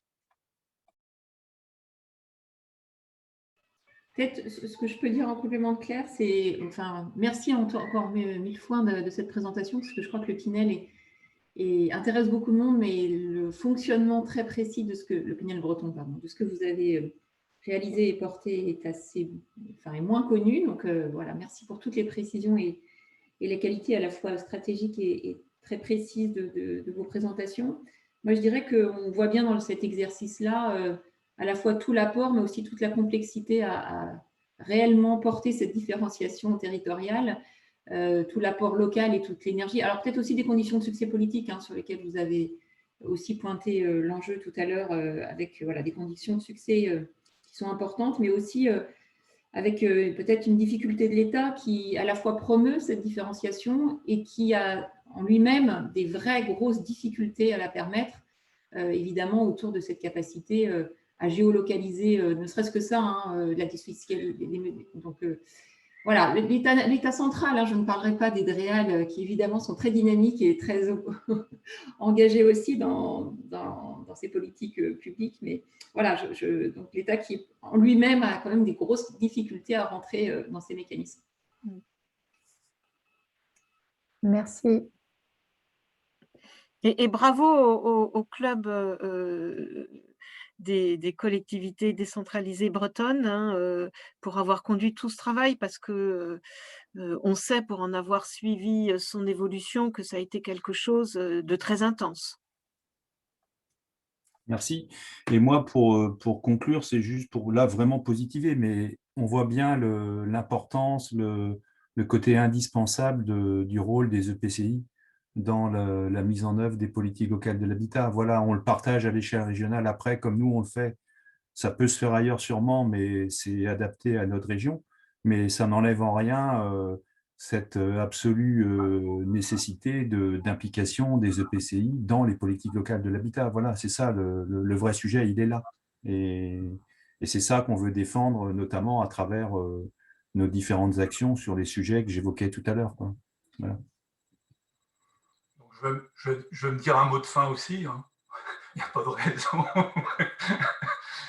Juste pour dire, moi, l'expérimentation, ça peut être intéressant, mais je l'ai déjà dit lorsque j'ai exposé tout à l'heure, mais à mon avis, il faut aussi que celui qui amène cette expérimentation au niveau réglementaire connaisse le produit, donc pour caler quand même des expérimentations dans des vrais temps qui correspondent à ce qu'on veut regarder, ce qu'on veut expérimenter.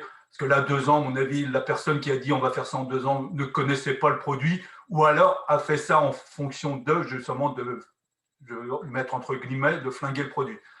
Mais donc c'est ça, l'expérimentation, ok, bien jauger les délais et essayer de laisser le cadre à celui qui va faire l'expérimentation et qu'on ne le donne pas a priori en disant voilà, nous on vous donne le cadre, débrouillez-vous avec. Non, laissez-nous complètement les rênes et on arrivera à faire notre cadre à nous. Et ça, à mon avis, on arrivera à des bonnes expérimentations si on arrive à avoir ces deux aspects-là. Merci, Monsieur Crublet. Merci beaucoup à tous les 5. Merci également aux participants pour votre participation et pour vos questions et cette interactivité. Je vous rappelle donc, le replay sera disponible avec les 2 supports de présentation sur le réseau Habitat Logement d'Idéalco. Et nous, on se donne rendez-vous. Je vais partager mon écran comme ça, vous allez tout voir. On se donne rendez-vous le 4 mai prochain pour une webconférence sur les observatoires locaux et participatifs. Le 20 mai, avec la métropole européenne de Lille et Urbanis qui vont nous parler de leur expérimentation d'une concession de services publics pour enrichir l'offre, notamment auprès des ménages aux revenus intermédiaires et supérieurs. Donc, retour d'expérience très intéressant. Puis, on retrouvera le 25 mai la Drill et le cabinet Sémaphore pour un retour d'expérience sur la mise en œuvre de la gestion en flux en Île-de-France. Et enfin, on retrouve Madame Ledeuf et Madame Delpech des Jeudis de l'Habitat le 3 juin sur la mise en œuvre de la cotation de la demande. Voilà pour les prochains rendez-vous. Encore un grand merci à toutes et à tous. Je vous souhaite une belle journée et je vous dis à très vite sur le réseau Habitat.